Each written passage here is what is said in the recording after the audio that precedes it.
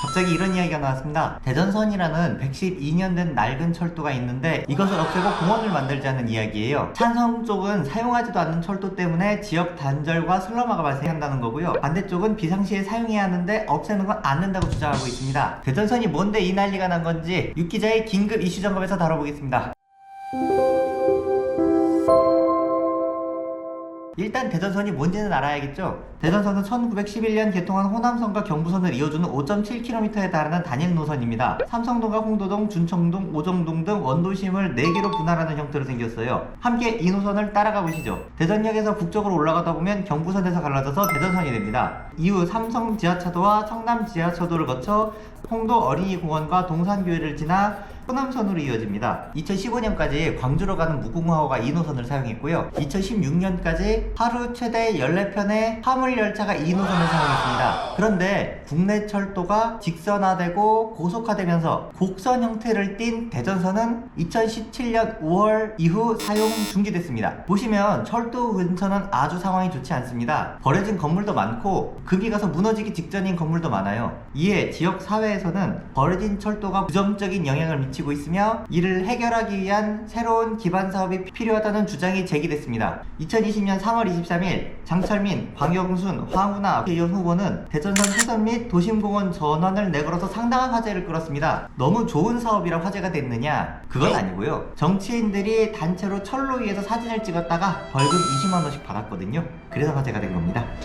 그런데 4.15 총선에서 이 공약을 내걸었던 정치인 3명이 모두 당선이 됐네요. 그러면 대전선 폐선 공약도 팍팍 추진이 됐을까요? 사실 그렇지는 않습니다. 이 사업은 사실 시작부터 쉽지 않은 사업이었거든요. 2020년 6월 당시 대전시의 보고 내용에 따르면 대전선은 대전천교 계량공사와 홍도 과선교 지하화 공사로 인해 운행 중단된 노선일 뿐 경부선과 호남선을 이어주는 유일한 노선이라 폐선이 어렵다는 입장을 밝혔습니다. 두 번째 문제는 예산과 정치적인 문제입니다. 대전의 원도심이 돈 많은 동네도 아닐 뿐더러 여야가 서로 혼재된 구역입니다. 구청장은 국민의힘 소속, 국회의원은 민주당 소속, 대전시장은 국민의힘 소속 뭐 이런 식이에요. 대전선 폐선은 오직 민주당 의원들의 공통 공약인데 이걸 국민의힘 입장에서는 정치적으로 얻는 이득이 적어요. 내년 총선을 두고 이미 기싸움을 시작한 상황에서 이 둘이 서로 협치가 가능할지는 모르겠습니다. 세 번째 문제는 이 계획이 국토부와 협의해야 한다는 겁니다. 대전선은 대전시 소유가 아니라 국토부 자산이거든요. 국토부 입장에서는 국회의원이 와서 국토부 소유의 철도를 빼앗아 시민들의 여가 공간으로 만들어주겠다는 사업을 좋게 볼 리가 없죠. 이렇게 많은 어려움이 있는 사업이다 보니 이 공약은 국회의원 3명의 1호 공통 공약이었음에도 불구하고 조용히 잊혀지는 분위기였습니다. 이후 대통령 선거와 지방선거를 거치면서 지역 기자들조차 신경 안 쓰는 사업이 됐어요. 그렇게 좀 잊혀지나 했는데 장철민 의원이 총대를 맵니다. 장 의원은 지난 3월 2일 개최한 대전선 폐선 토론회에서 성문산단의 화주라고 할 수 있는 H제차를 확인한 결과 대전선을 통과하는 화물을 거의 보낼 계획이 없고 없애도 크게 상관이 없다는 자료를 확보한 상태라며 비상 대응을 위해 예비 철도의 개념으로 대전선을 유지하기에는 지역과 경제적으로 부정적인 측면이 너무 크다고 반박하면서 대전선 폐선을 추진해야겠다는 입장을 제시합니다. 이에 국토부도 항발 양보하는 모양새를 보였는데요. 국토부 관계자는 대전선의 산업 가치에 대해 다시 한번 검토해볼 여지가 있을 것으로 생각된다. 다양한 선택지를 열어두고 대전시와 지자체로부터 제안을 받아 노선과 관련된 검토를 진행하겠다는 입장을 제시했거든요. 이게 뭔 소리냐면요. 대전선을 없애는 것은 곤란하지만 대전선 인근을 어떻게 바꿔야 할지는 제안을 받겠다는 이야기예요. 그리고 이 제안에 따라 사업으로 만들어 나가자는 거죠. 사실상 3년 만에 첫 발을 내디딘 셈입니다. 다만 대전선을 어떻게 활용할지에 대한 방안은 제대로 마련되지 않은 상태예요.